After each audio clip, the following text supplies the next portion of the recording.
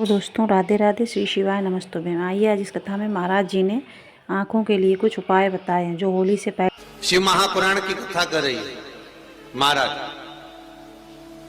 भगवान शंकर का जो शिवलिंग है और शंकर भगवान के शिवलिंग के सम्मुख में उत्तर के भाग में जो जल बहता है उसके बीच में एक मोटी सी लाइन होती है जिसका नाम हमने पहले भी कहा अशोक सुंदरी।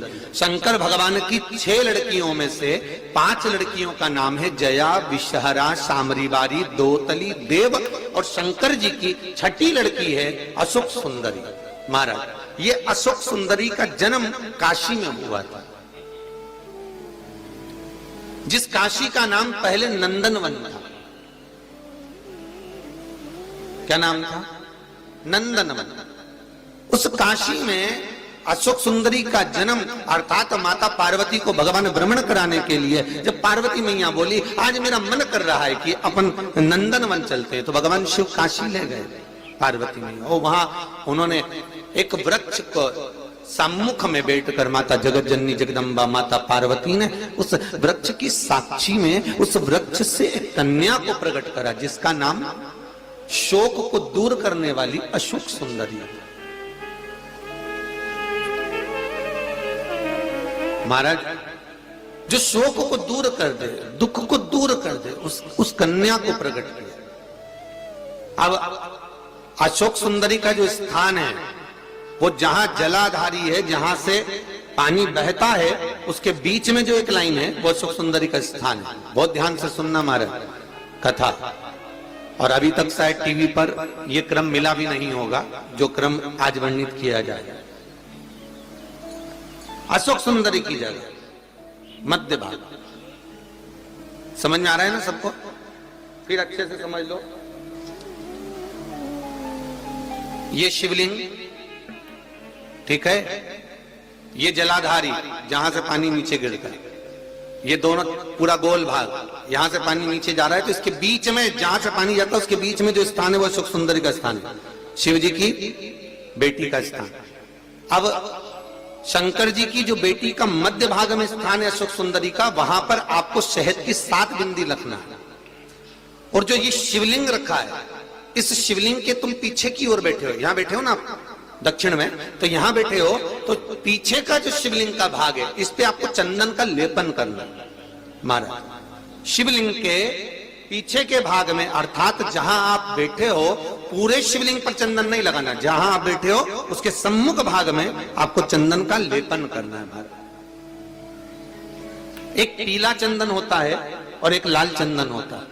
लाल चंदन कभी आप किराने वाले की दुकान पर जाएंगे तो वहां पर आपको लाल चंदन प्राप्त हो जाएगा। आपको जो लेपन करना है वो लाल चंदन का लेपन करना है। आपको पहले भी कथा में बताया कि शंकर भगवान को कुंकू नहीं चढ़ता, रोली नहीं चढ़ती, क्योंकि बाबा को अगर चढ़ता है तो लाल चंदन चढ़ता है। तो लाल चंदन का आप जब लेपन कर दें, लेपन करने के बाद शहद की 7 बिंदी आपको अशोक सुंदरी वाली जगह पर रखना है। महाराज रखने के बाद बाबा से विनती करना है और चंपेश्वर महादेव का स्मरण करना है। चंपेश्वर महादेव का स्मरण कर कर हाटकेश्वर महादेव का नाम लेकर बिंदी को लगाना है। लगाने के बाद उसी बिंदी को आपको एक कटोरी में, अब बिंदी कितनी लगेगी, जरा जरा सा शहद लगेगा, उसको छोटी सी कटोरी में लेकर आ जाना है। महाराज उसको लाने के बाद में शाम के समय पर प्रदोष काल के अंतर्गत, प्रदोष काल किसको कहा गया? सूर्य अस्त जब होता है, सूर्य अस्त के समय से 1-1.25 घंटे का जो समय वर्णित किया गया वो प्रदोष काल का वर्णन किया गया। महाराज तो उस समय पर नैनों में उसको काजल जैसा लगाना है और ऊपर की ओर देखना है। लगभग 1 मिनट देख लिया, 1.5 मिनट देख लिया, बहुत है महाराज, उतना बहुत है। काजल जैसा लगा।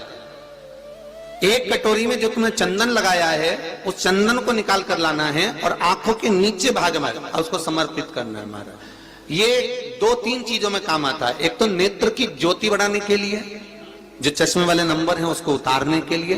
दूसरा, नेत्रों के नीचे जो कालापन आ जाता है उसको मिटाने के लिए इसका प्रयोग किया जाता है। महाराज तीसरा, इस शहद का प्रयोग नारी के जो रजो धर्म से जुड़ी हुई तकलीफें होती हैं, नारी के रजो धर्म से जुड़ी हुई जो प्रॉब्लम होती है उसमें भी ये शहद काम आता है। महाराज इस शहद का केवल प्रदोष काल के समय इसको चाट लिया जाता है, तो उससे भी नारी के जो रजोधर्म से जुड़े हुए प्रॉब्लम होती है उसमें भी उसको अंतर आ जाता है। तो हाटकेश्वर महादेव और दूसरा जम के बोलिए चंपेश्वर महादेव, इसका स्मरण आपको करना है। इसको धारण कर कर आप सुख को प्राप्त कर। तो भगवान शिव देने वाला है, बस आपको प्राप्त करने का एक स्थान, शंकर को रिझाने की एक जगह, शिव को प्राप्त करने का एक स्थान होता है जहां से हम शिव को प्राप्त कर सकते हैं।